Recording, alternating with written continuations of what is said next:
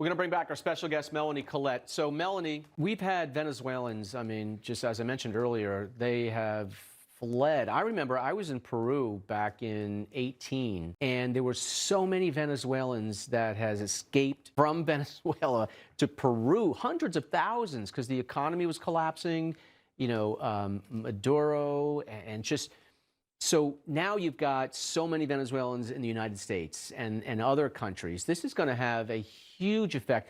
I'm wondering, too, how many of them are going to self-deport back to Venezuela? And go back, we've highlighted during the course of the show the many Venezuelans, not only in the United States, like in Florida and hubs where there's Venezuelans, but all over the world celebrating. And one of the reasons why I think they are, to your point, is because they're thinking, maybe I can go back home. Maybe it's safe for me to return to the home that I love, my homeland, now that there isn't a dictator running it. So, there's many facets to this whole thing.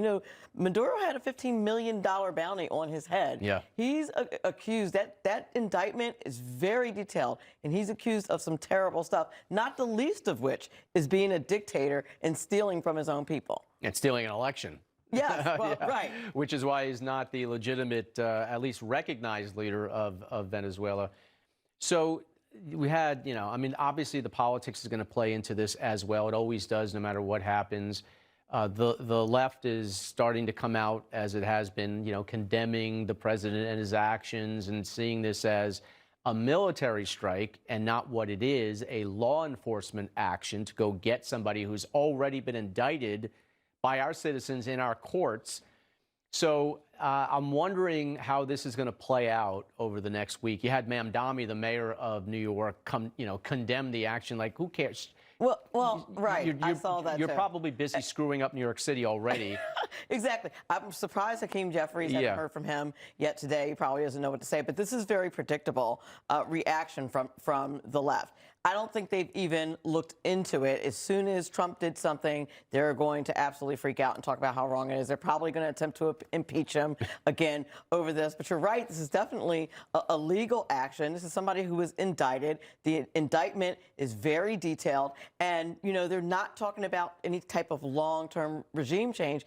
In fact, when you look at them saying, listen, we're going to stay for the transition, I think what you do is prevent a vacuum and a regime change when you do this in a controlled manner. Time is going to tell. The devil will always be in the details, so we have to watch closely and make sure that everybody is held accountable. So we'll watch and see. Yeah, and it's not without its peril. I mean, when you go into a big country like Venezuela with with what was a large economy, now obviously collapsed, but with natural resources and oil, and then our enemies like Russia and China already embedded in there, and terrorist organizations, a lot can go wrong.